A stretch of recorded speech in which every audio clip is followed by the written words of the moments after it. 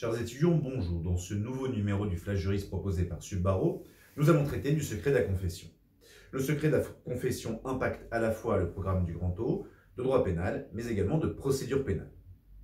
Hier, le pape François, donc le 9 mai 2019, a promu une loi canonique visant à modifier la loi canon pour que les ecclésiastiques révèlent les hypothèses d'agression sexuelle dont ils auront connaissance. Cela met fin à une véritable culture du secret au sein de l'Église qui a été vivement décriée en raison de la survenance de plusieurs faits divers successifs qui ont eu lieu et pas uniquement l'affaire Barbara.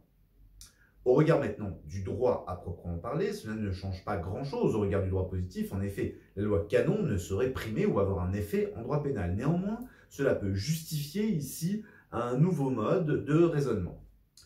S'agissant plus spécifiquement du secret de la confession. Le secret de la confession est une forme de secret professionnel. Il est même à l'origine du secret professionnel qui aujourd'hui est protégé par l'article 226-13 du Code pénal, qui prévoit justement que ce secret professionnel s'applique dans un certain nombre d'hypothèses, notamment à l'égard de l'ensemble des professionnels. Il ne s'agit pas d'un secret absolu. S'il l'a été dans le passé, il ne l'est plus désormais.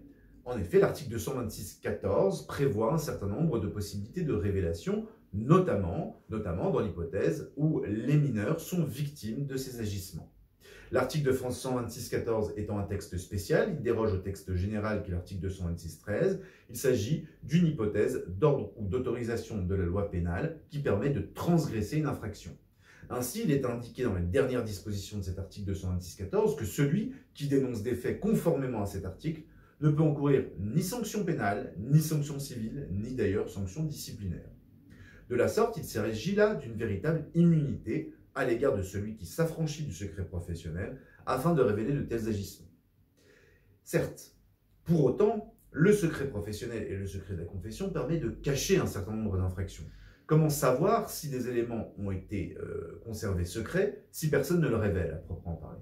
C'est une des difficultés en la matière, c'est de faire changer la culture du secret et de raisonner non plus en termes de secret absolu ou de secret relatif, mais plutôt en fonction de l'intérêt protégé. À l'égard des enfants victimes, justement, l'intérêt protégé est considéré comme trop prévalent pour justifier le maintien du secret professionnel. Cette loi canon, donc, ne semble rien changer. Elle ne semble rien changer, néanmoins, elle pose un certain nombre de difficultés. En effet, pour le pape, il s'agit là d'indiquer à l'ensemble du clergé la position à suivre.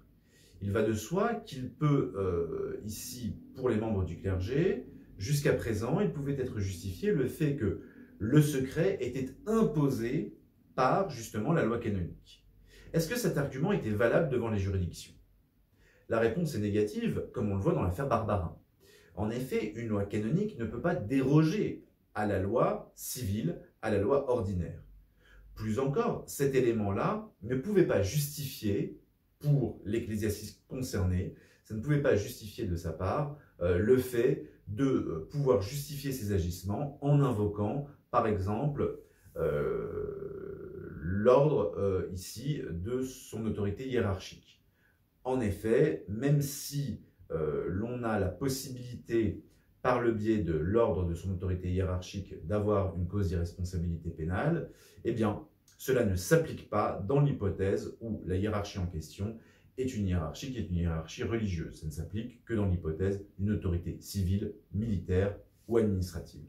Ce faisant, si cette loi canonique ne change rien au regard du droit, il n'en demeure pas moins qu'elle risque de changer un certain nombre d'agissements. Voilà pour ce Flash Juriste, je vous remercie et je vous dis à très bientôt.